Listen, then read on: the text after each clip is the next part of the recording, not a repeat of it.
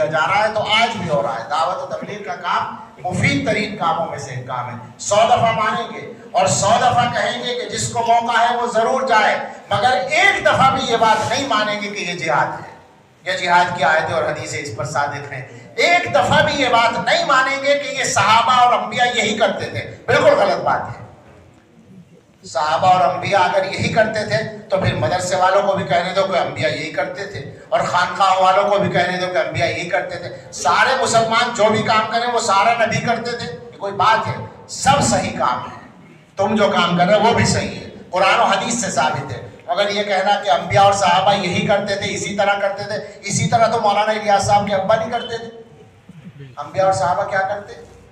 یہ تو طریقہ ایک بعد میں آیا ہے۔ ضرور جاؤ، ضرور کرو، مگر آدمی بن کر کرو۔ کوئی ضروری نہیں ہے کہ جو کام کرو اسے سب سے بڑا ہی ثابت کر کے کرو۔ دین کے سارے کام ہیں۔ اسی طرح سے مدرسوں والے یا خانقاہوں والے وہ بھی سمجھ لیں اچھی طرح سے کہ یہ کوئی بھی دعویٰ نہ کرے۔ غیر مسلموں میں تبلیغ کا کام کرنے والے، آج کل ایک طریقہ ہے، بعض لوگوں نے یہ دعوے کر رکھے ہیں کہ سب سے بڑا کام وہی ہے۔ عجیب مصیبت یہ ہے کہ جب تک اپنے کام کو سب سے بڑا نہ کہیں کام نہیں ہوتا۔ کیا ذوق بنا ہے ہم لوگوں کا؟ نقصان کر رہے ہیں ہم۔ میں جوش میں نہیں بول رہا ہوں، غصے میں نہیں بول رہا ہوں، کسی کے خلاف نہیں بول رہا ہوں۔ میں پہلے کہہ رہا ہوں سارے کام ضروری ہیں، اور خاص طور سے دوبارہ کہوں گا تبلیغ و دعوت کے کام میں بہت فائدہ ہے عام مسلمانوں کے لیے۔ جس کو موقع ہو ضرور شرکت کرے، حصہ لے، مگر یہ دعوے کرنے والے غلط ہیں بالکل کہ یہی دین کا کام ہے، یہی نبیوں کا کام ہے، یہی صحابہ کا کام ہے۔ ان کے کاموں میں سے ایک کام ہے جس کا خاص طریقہ اب چلا ہے، ٹھیک ہے، بہت اچھا ہے۔ تعلیم بھی ایک کام ہے نبی صلی اللہ علیہ وسلم کے کاموں میں سے۔ مدرسوں کی شکل بعد میں بنی ہے، تبلیغ و دعوت سے تو بہت پرانی ہے، اس تبلیغی جماعت کے کام سے تو بہت پرانی ہے مدرسوں کی شکل۔ لیکن یہ نہیں کہہ سکتے کہ پیغمبر علیہ السلام نے اسی طرح کام کیا، نہیں کہہ سکتے۔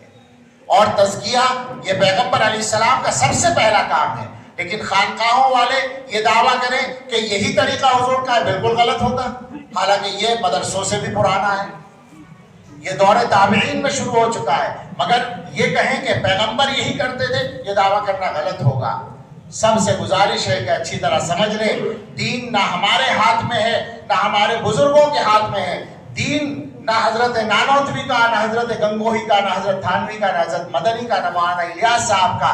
دین اگر ہے تو وہ حضرت محمد الرسول اللہ صلی اللہ علیہ وسلم کا ہے، دین اللہ کا ہے، اور اللہ کے نبی کے صحابہ نے اس کو حضور سے لیا ہے۔ ان کے طریقے پر، سنت کے طریقے کے مطابق جو دین کو اختیار کرے گا وہ دیندار کہلائے گا، ورنہ وہ سب اپنی باتیں ہو جائیں گی۔ ضرورت ہے ہم مسلمان بنے، ضرورت ہے ہم بندے بنے۔